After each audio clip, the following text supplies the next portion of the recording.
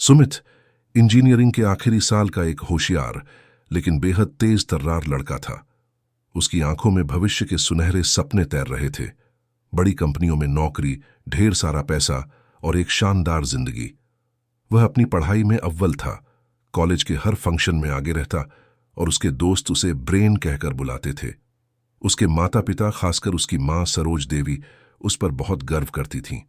सुमित अपने सपनों की दुनिया में इतना खोया हुआ था कि उसे लगा था कि दुनिया में सब कुछ उसके नियंत्रण में है और उसकी मेहनत ही उसे हर मुश्किल से पार दिलाएगी।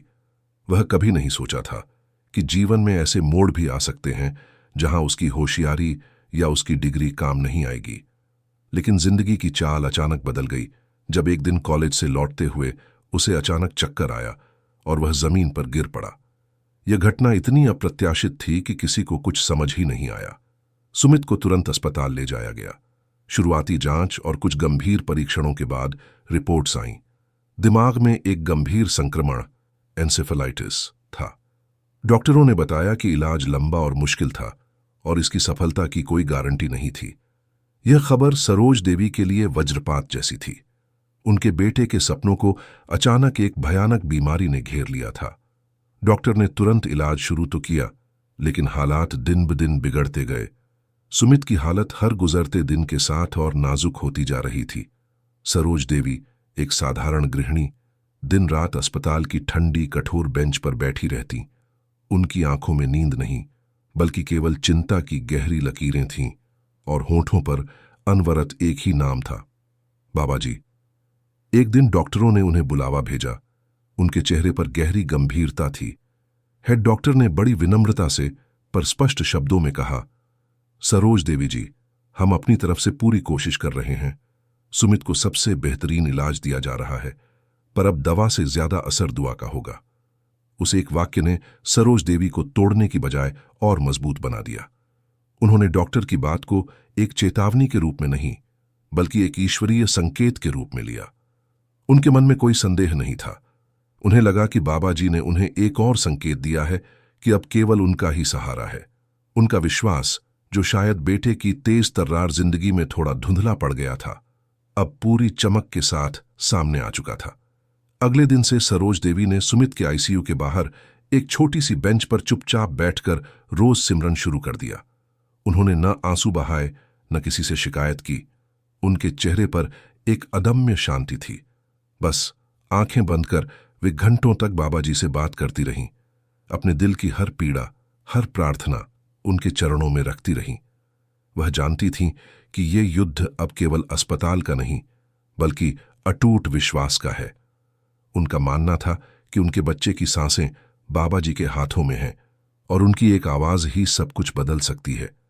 उनकी खामोश प्रार्थनाएं, उनकी निस्वार्थ भक्ति आईसीयू की उस ठंडी और मशीनी माहौल में एक अदृश्य ऊर्जा का संचार कर रही थीं। जैसे जैसे दवा अपनी सीमाओं को छूने लगी, शरीर पर उसका असर कम होने लगा। दुआ ने चुपचाप अपना असर दिखाना शुरू कर दिया। सुमित के मॉनिटर पर दिख रहे नंबरों में धीरे धीरे सुधार आने लगा। डॉक्टरों की भाषा में इसे असामान्य रिकवरी कहा जाने लगा था। वे इस बात पर हैरान थे कि बिना किसी अतिरिक्त दवा या प्रक्रिया के सुमित की स्थिति में इतना सुधार कैसे आ रहा था। लेकिन मां के लिए यह कुछ नया नहीं था। वो जानती थीं कि यह कोई चमत्कार नहीं, बल्कि बाबा जी की कृपा है। उन्हें पूरा विश्वास था कि उनकी प्रार्थनाएं सुनी गई हैं और उनके बेटे को नया जीवन मिल रहा है। सुमित की हालत धीरे धीरे सुधरने लगी। पहले उसे आईसीयू से वार्ड में शिफ्ट किया गया, फिर कुछ हफ्तों बाद डॉक्टरों ने उसे घर जाने की अनुमति दे दी। डॉक्टर ने सुमित को देखते हुए सिर हिलाया और एक मुस्कान के साथ कहा, कभी कभी मेडिकल साइंस भी मौन हो जाती है। वे समझ नहीं पा रहे थे कि किस शक्ति ने इस असंभव को संभव कर दिखाया था। सुमित का दिमाग संक्रमण से पूरी तरह मुक्त हो चुका था और उसके शरीर में कोई स्थायी नुकसान नहीं था। यह किसी वैज्ञानिक व्याख्या से परे था और हर कोई इसे एक चमत्कार ही मान रहा था। घर वापस आकर एक दिन मां ने सुमित के सिर पर प्यार से हाथ फेरते हुए कहा, बेटा, तू मेरी नहीं, बाबा जी की अमानत है। मैंने बस नाम लिया, काम उन्होंने किया। उस क्षण सुमित की आंखें भर आईं। उसने पहली बार अपनी मां की दुआओं की असली ताकत और बाबा जी की असीम कृपा को महसूस किया। उसे एहसास हुआ कि उसकी मां ने उसे सिर्फ जन्म ही नहीं दिया, बल्कि अपनी प्रार्थनाओं से उसे दूसरा जीवन भी दिया है। यह ज्ञान उसे किताबों या कॉलेज से नहीं मिला था, बल्कि जीवन के एक कड़वे अनुभव और मां के अटूट विश्वास से मिला था। यह कहानी सिर्फ एक बीमारी और चमत्कारी ठीक होने की नहीं है।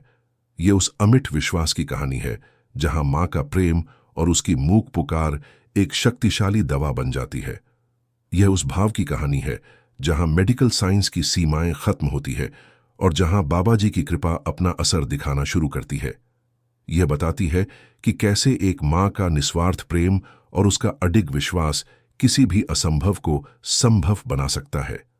सुमित ने इस अनुभव के बाद जीवन को एक नए नजरिए से देखना शुरू किया। अब उसकी सुबह किताबों या न्यूज़पेपर से नहीं, बल्कि बाबा जी के नाम के सिमरन से शुरू होती है। उसने जाना कि मां की ममता और बाबा जी की रहमत जब साथ आ जाएं, तो मौत भी हार मान लेती है। उसकी प्राथमिकताएं बदल गईं। अब सफलता उसके लिए केवल पैसे या पद तक सीमित नहीं थी, बल्कि आंतरिक शांति और सेवा में थी। वह अब दूसरों की मदद करने में और बाबा जी के नाम का प्रचार करने में अपना जीवन समर्पित करने लगा। मां सरोज देवी अब भी मंदिरों या बड़े सत्संग घरों में नहीं जाती। उन्हें अब पता है कि बाबा जी किसी खास जगह पर नहीं, वे सच्चे भाव में हर दिल में बसते हैं। वो हर सुबह अपने छोटे से घर के कोने में बैठती हैं, आंखें बंद करती हैं और कहती हैं, बेटा अब अच्छा है, लेकिन तेरा नाम चलता रहे। उनकी प्रार्थनाएं अब भी उतनी ही अटूट है, पर अब उनमें कोई मांग नहीं, केवल कृतज्ञता और प्रेम है। सुमित ने एक दिन अपने कॉलेज में छात्रों के बीच अपनी कहानी साझा की। सब उसे सुनते सुनते एकदम चुप हो गए। उसकी कहानी में ऐसी सच्चाई और गहराई थी कि सब मंत्रमुग्ध थे। उसने कहा, मेरी मां ने मुझे दूसरी बार जन्म दिया, इस बार शब्दों से नहीं, बल्कि श्रद्धा से। उसकी बात सुनकर कई छात्रों की आंखों में आंसू आ गए और उन्हें पहली बार विश्वास की शक्ति का एहसास हुआ। जो लोग दुआ को केवल बुजुर्गों की पुरानी बात या अंधविश्वास समझते हैं, उन्हें ये साखी समझाती है कि कभी कभी एक मां की सच्ची पुकार उस दवा से कहीं ज्यादा तेज काम करती है जो लाखों में आती है। यह हमें सिखाती है कि हमारे जीवन में ऐसे भी मोड़ आते हैं जब विज्ञान की सीमाएं समाप्त हो जाती हैं और केवल विश्वास ही सहारा रह जाता है। यह साखी सिर्फ एक मां बेटे की कहानी नहीं है, यह हर उस रिश्ते की कहानी है जहां भरोसा शब्दों से नहीं, बल्कि गहरे अनुभव और अटूट विश्वास से समझा जाता है। यह उस रिश्ते की कहानी है जहां बाबा जी से कुछ मांगा नहीं जाता, बस उन्हें सच्चे दिल से याद कर लिया जाता है और वे अपने आप ही सब कुछ ठीक कर देते हैं। और आखिर में यही सीख मिलती है, जब दवा जवाब दे दे, जब सारे रास्ते बंद हो जाएं, तब भी उम्मीद मत छोड़ो, क्योंकि जहां मां की सच्ची दुआ और बाबा जी की असीम कृपा साथ हो, वहां मौत भी दहलीज पर रुक जाती है और जीवन को एक नया अवसर मिल जाता है। यह कहानी हमें विश्वास की शक्ति और मां के निस्वार्थ प्रेम की याद दिलाती है, जो इस भौतिकवादी दुनिया में सबसे बड़ा धन है।